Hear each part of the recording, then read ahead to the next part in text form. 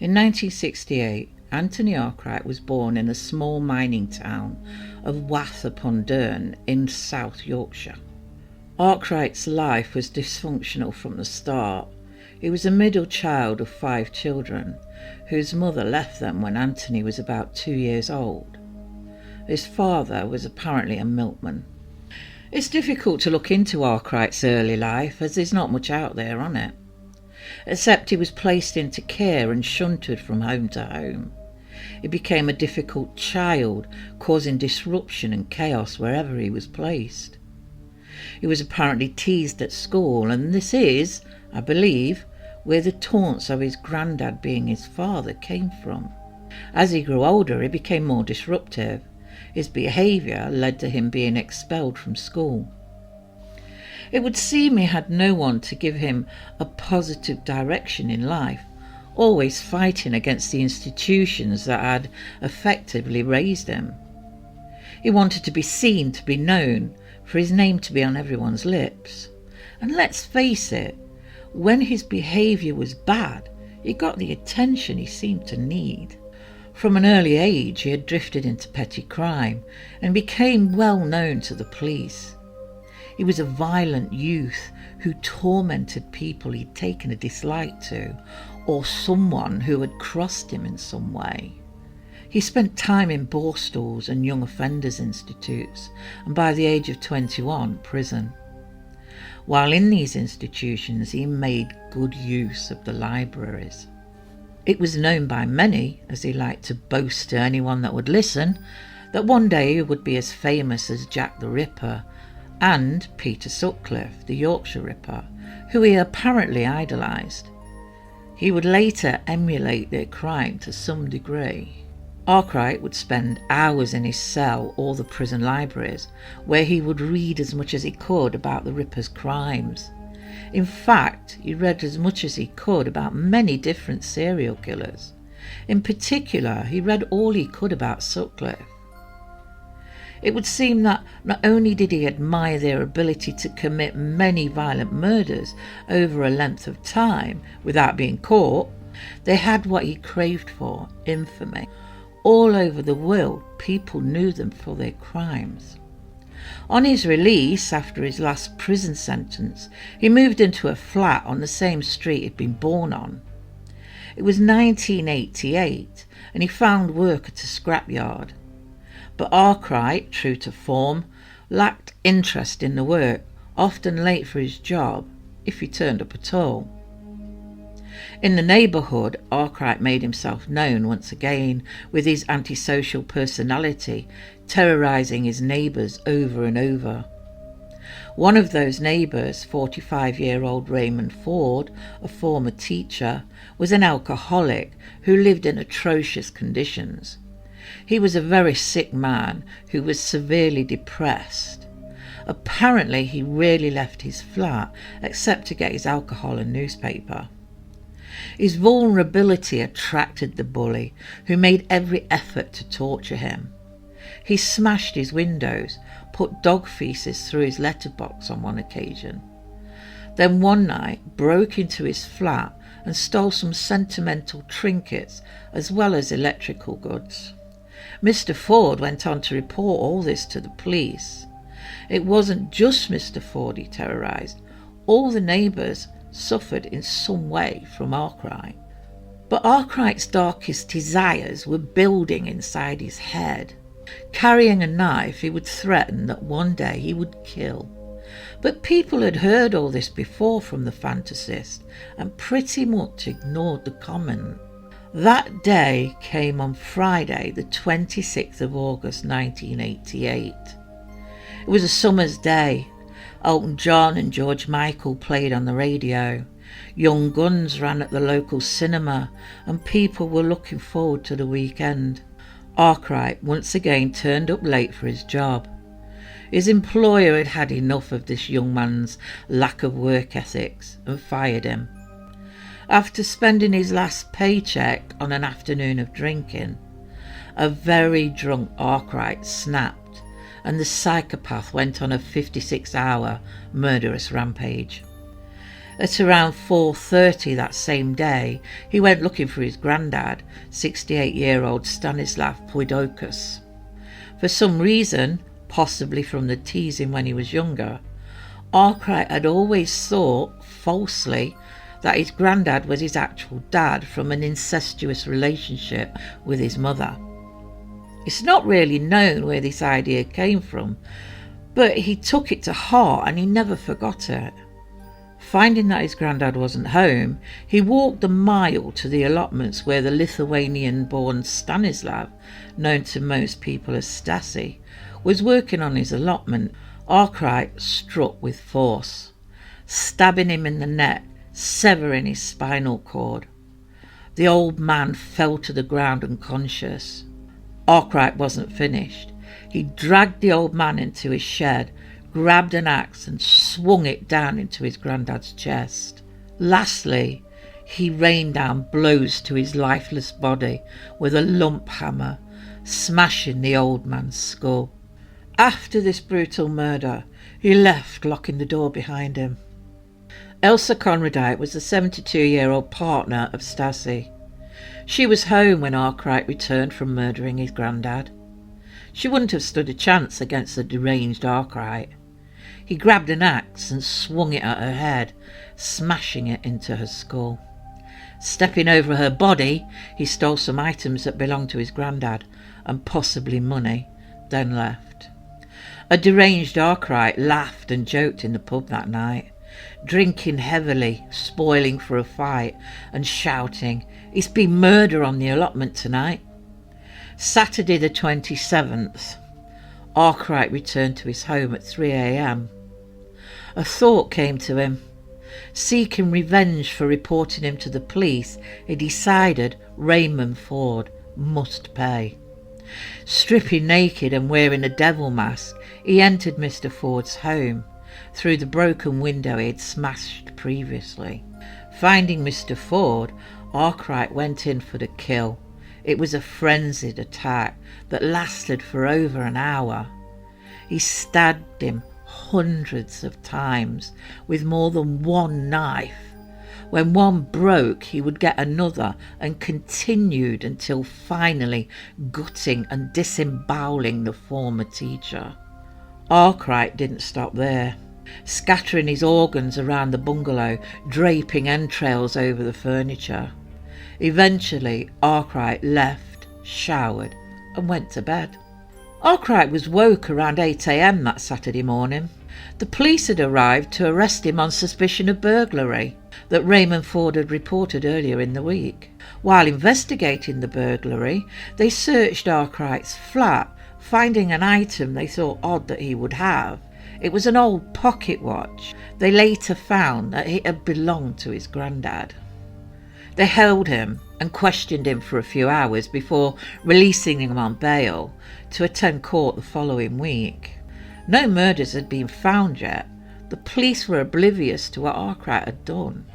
The man would go on to kill again just a few hours later. He'd got the taste for it.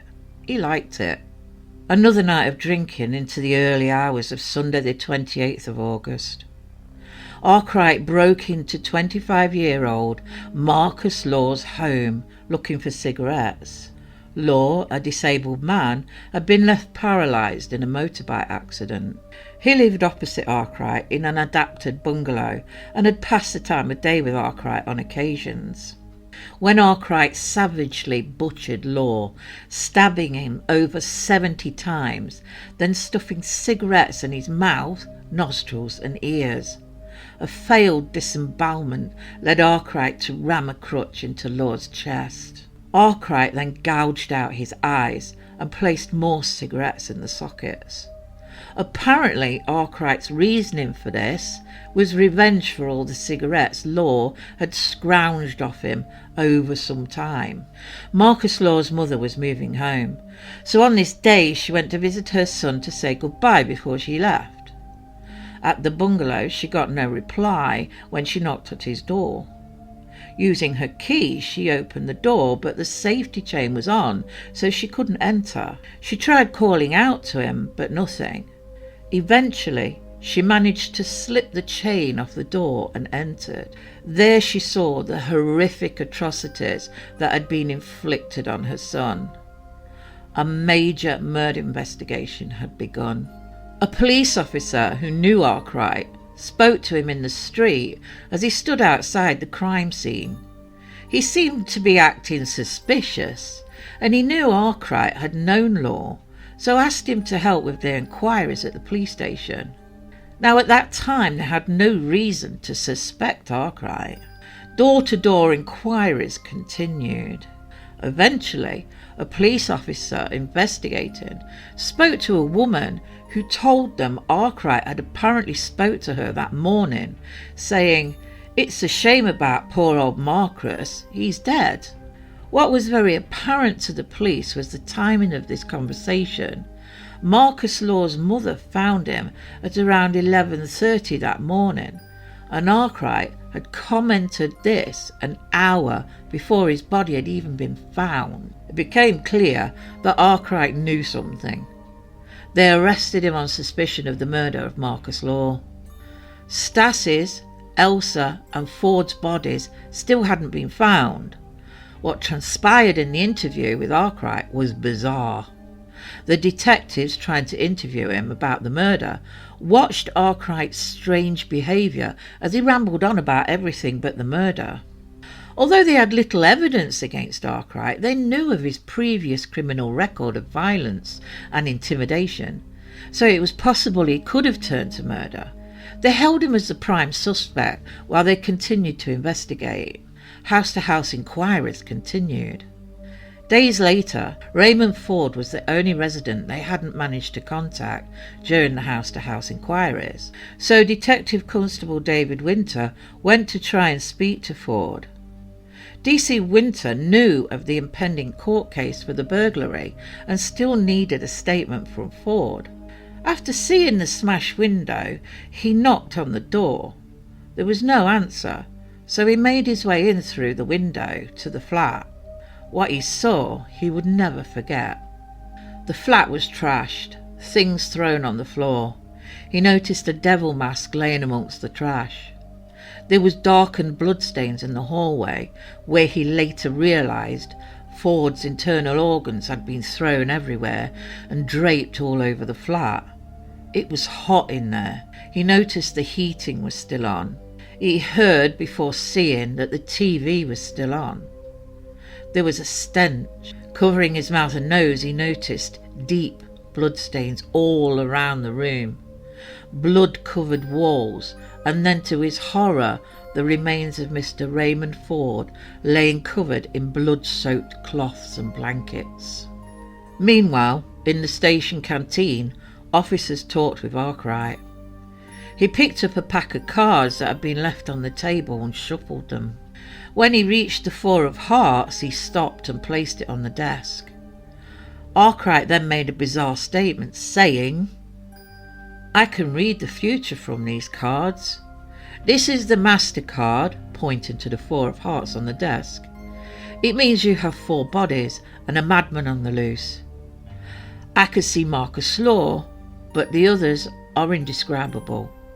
They are just too horrible to describe." Perplexed, the detectives questioned Arkwright about the possibility of there being more murders. He wouldn't say, he just went on to deny killing Marcus Law. Arkwright had, although in a very bizarre and disturbed way, told them the truth. He was their prime suspect in the murder of Raymond Ford, but for now he was charged with the murder of Marcus Law and burglary of Raymond Ford, while their investigations continued.